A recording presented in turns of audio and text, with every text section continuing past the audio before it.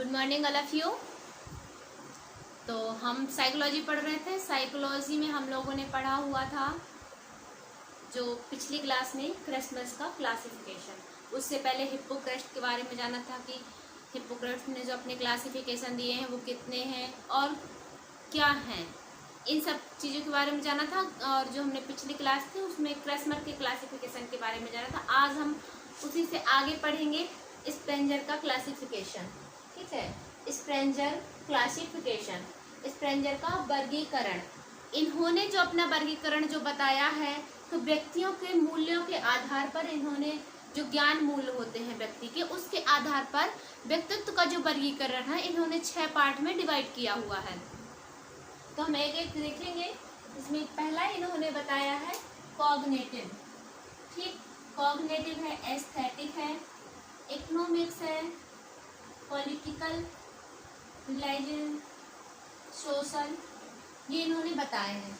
अब इन्हीं के बारे में जो व्यक्ति का जो ज्ञान है, जो चीज़ें हैं, इन्हीं के अंतर्गत ही आती हैं। तो ये जैसे इन सब चीज़ें अगर आपको कहीं ये देखने के लिए मिलता है तो आपको ये पहचानना है ये किसने दिया है, स्प्रेंजर ने दिया है। ठीक है, तो पहला हम देखेंगे कॉग्निटिव। तो कॉग्निटिव जो व्यक्ति होंगे, तो ऐसे व्यक्ति क्या होते हैं, कॉग्निटिव से ही पता चल रहा है कि ज्ञान प्रधान क्या होगा, ज्ञान प्रधान इसमें आ जाएगा, ज्ञान प्रधान। अब ज्ञान से ही आपको पकड़ना है कि ज्ञान क्या होता है, एक नॉलेज होती है जो हम सीखते हैं। तो ऐसे व्यक्ति क्या है, ज्ञान मतलब सीखने में, ज्ञान को प्राप्त करने में ही रुचि रखते हैं, इनको कुछ सीखना ही अच्छा लगता है। अब जैसे कुछ सीखे रहेंगे या सत्य के में कोई पिछली जो हो चुकी हैं चीजें, उनको मतलब हर चीज को खोजते रहते हैं ये, जिसमें इनको नॉलेज मिलती है, ये ज्ञान के ही उसमें। अब ऐसे व्यक्ति कौन होंगे, या तो कोई रिसर्चर होगा, ठीक, एक रिसर्चर हो गया, कोई दार्शनिक हो गया, ये सब। क्योंकि रिसर्चर जो होगा वो रिसर्च करता रहता है, किसी एक टॉपिक को लेकर नहीं, कहीं घटना हो तो उसके बारे में पूरा जानेगा, खोज करेगा, या सत्य का हो या जीवन का हो, किसी भी चीज का हो, हर चीज के बारे में क्या वो नॉलेज प्राप्त करेगा। तो वो व्यक्ति किस में आएंगे, ज्ञान प्रधान में आएंगे। जहां पर भी नॉलेज की बात हो, ज्ञान की बात हो, आपको ज्ञान प्रधान पे जाना है। कॉग्निटिव किसने दिया है, स्प्रेंजर ने दिया है। ठीक है, तो जो ऐसे व्यक्तियों का आपने बता दिया कि किसमें ज्ञान में रुचि रखेंगे, ज्ञान प्राप्ति में लगे रहेंगे, जहां भी चाहे वो सत्य की हो, घटना की हो, किसी भी चीज का हो, जहां उनको नॉलेज प्राप्त हो रही है वो वही जाएंगे। तो ऐसे जो व्यक्तियों का वो होगा, स्वभाव कैसे होगा, वो कौन आएंगे, या तो अनुसंधान, एग्जाम्पल बस लिख लीजिए और बाकी आप ज्ञान से ही पता चल रहा है कि क्या है। तो या तो अनुसंधान करता होगा, अनुसंधान करता को हम क्या कहते हैं, रिसर्चर। ठीक है, या तो दार्शनिक होगा, अनुसंधान होगा, या तो दार्शनिक होगा, इन्हीं को ज्यादा नॉलेज की रहती है। अब रिसर्चर है तो वो तो खोज ही करता रहेगा।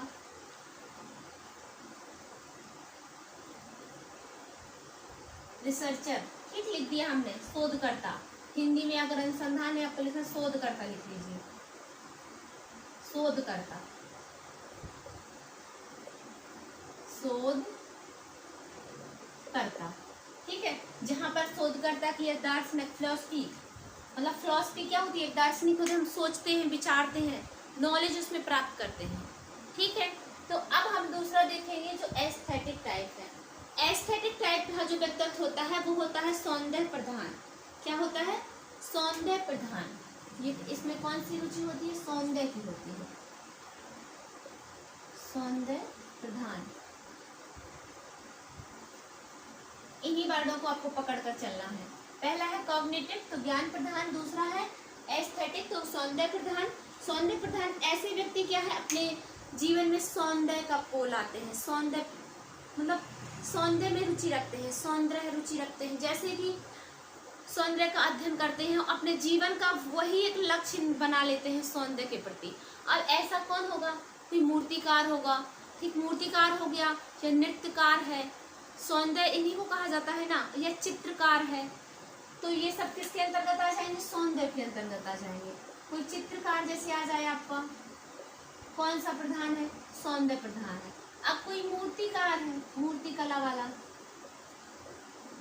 ठीक, मूर्ति कला वाला होगा, और कोई नृत्यकार है, ये सब क्या है, सौंदर्य के हैं, ये सब सौंदर्य में रुचि रखते हैं, नृत्यकार है,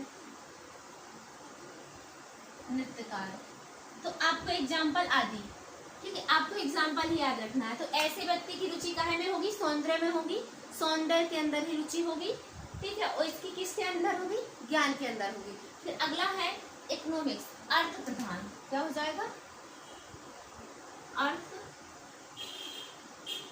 अर्थ प्रधान या इकोनॉमिक को आर्थिक ही कहते हैं, इकोनॉमिक्स ही कहेंगे या अर्थ प्रधान कहेंगे, यही है अर्थ प्रधान, इकोनॉमिक्स कहते हैं इंग्लिश में, कहते नहीं अर्थशास्त्र, सब्जेक्ट ले लिया अर्थशास्त्र। तो ऐसे ही ये क्या है, इकोनॉमिक्स को हम क्या कहेंगे, अर्थ प्रधान, अर्थ प्रधान। ऐसे व्यक्ति जो होते हैं आर्थिक एवं उपयोगितावादी दृष्टिकोण वाले होते हैं। ऐसे व्यक्ति कैसे होते हैं, आर्थिक व उपयोगिता वाले दृष्टिकोण वाले होते हैं। जो अर्थ प्रधान में आएंगे वो आर्थिक या उपयोगिता वाले दृष्टिकोण के होते हैं। जैसे कि क्या हो जाएगा, इकोनॉमिक्स क्या है, एक आर्थिक स्थिति को अपनी ठीक करना। तो आर्थिक स्थिति अगर हमारी कमजोर है, उसको हम ठीक करेंगे तो क्या करेंगे भाई, उद्योग धंधा करेंगे, तो उन्हीं को अर्थशास्त्री वगैरह कहते हैं, उद्योगपति कहते हैं, व्यापारी हो गए, तो वो सब इनके अंदर आ जाएंगे, अर्थ प्रधान के अंदर आ जाएंगे। तो इसके अंदर कौन आ जाएंगे, उद्योगपति वगैरह आ जाएंगे, उद्योगपति, ठीक है, उद्योगपति, व्यापारी भी हो जाएगा, व्यापारी, कौन कौन आ जाएगा, उद्योगपति हो गया, व्यापारी होगा, ये सब इसी के अंतर्गत आ जाते हैं। अर्थशास्त्री जो होंगे वो भी इसी में आएंगे, अर्थशास्त्री,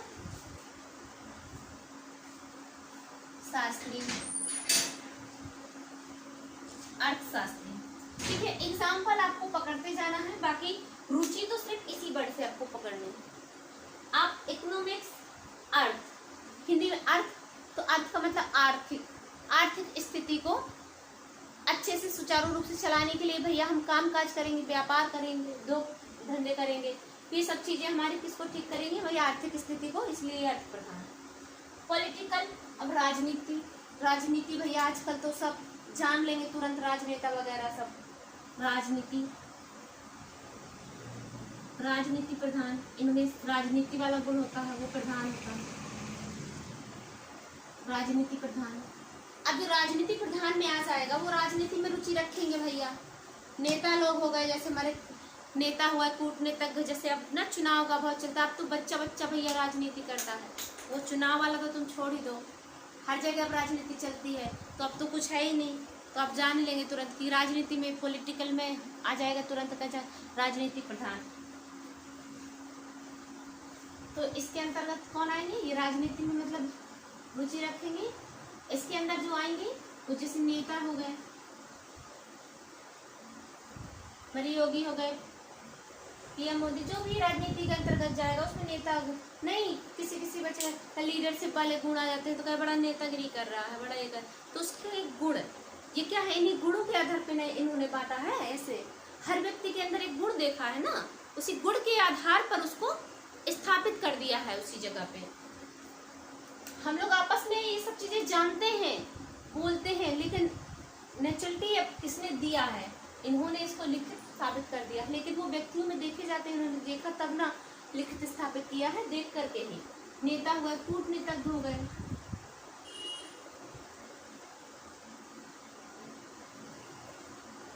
कूटनीतिज्ञ, ठीक है,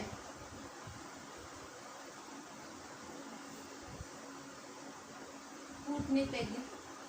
फिर है रिलीजन, अब रिलीजन में क्या हो जाए, धर्म प्रधान, जो अपने धर्म के प्रति क्या है, निष्ठमान होगा एकदम, धर्म प्रधान, इसमें धर्म को मानने वाला आ जाएगा, धर्म प्रधान, ये धर्म को अपनी महत्वता देगा, धार्मिक क्रियाकलापों पर रुचि रखने वाला होगा, और रुचि रखने का ये अपने धर्म के अंदर ही जो अपनी रीति रिवाजें हैं, ये सब चीज़ों को क्या है, उसी में रुचि रखता है, ये हमारा धार्मिक है, ये हमारा है, ये दूसरे का धर्म है, ये उसका है, ये अपने धर्म के अंदर, ये अपने धर्म में ही रुचि रखेगा, इसके अंदर धर्म प्रधान वाले लोग आ जाएंगे। अब ऐसे जो हो, फिर है धर्म प्रधान, धर्म में रुचि रखने वाले होते हैं, धार्मिक क्रियाकलापों पे रुचि रखते हैं। फिर अगला लास्ट है सोशल, सोशल है जो सोशल क्या है, समाज प्रधान हो जाएगा इसमें, समाज प्रधान। सामाजिक गुणों पे मतलब ये क्या है, धार्मिक क्रियाकलापों पे रुचि रखेंगे, धार्मिक क्रियाकलापों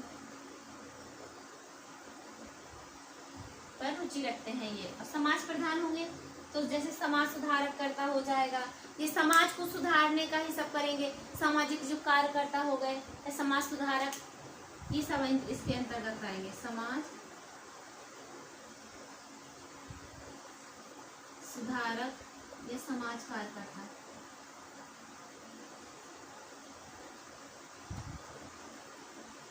समाज के लिए कार्य करे, सबके लिए, या नहीं अकेले व्यक्ति के लिए कार्य करे। तो इन सब के बारे में किसने बताया है, तो आपको बताना है। तब इनको देख लेंगे। तो हमने कल्कि में कृष्ण का आपको एकदम याद होगा, आपको भूलना नहीं है कि कृष्ण ने कितने दिए थे, 3 टाइप, 4 टाइप, 4 टाइप, 5 टाइप, ये आपको याद रखना है। तो कितना था कृष्ण का, 4 टाइप था। ये सब चीजें थी उसके अंदर, कौन कौन से थे, एथलेटिक्स, एस्थेनिक, डाइप्लास्ट, पिकनिक, याद है आपको। फिर इसी से आगे जो अब है स्पेंजर का क्लासिफिकेशन।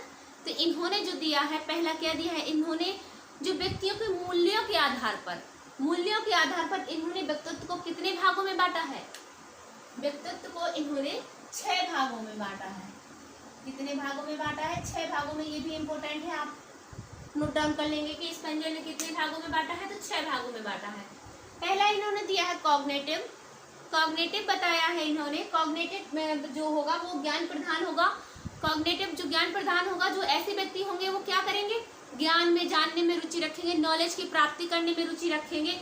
जहाँ भी मतलब खोजबीन में लगे रहेंगे, अपने जीवन के आधार मतलब लक्ष्य, उनका जो जीवन का अपना आधार लक्ष्य क्या बना लेते हैं, वो नॉलेज को बना लेते हैं, ज्ञान को बना लेते हैं कि हमें इधर से कुछ ज्ञान प्राप्त करना है, उधर से कुछ ज्ञान प्राप्त करना है।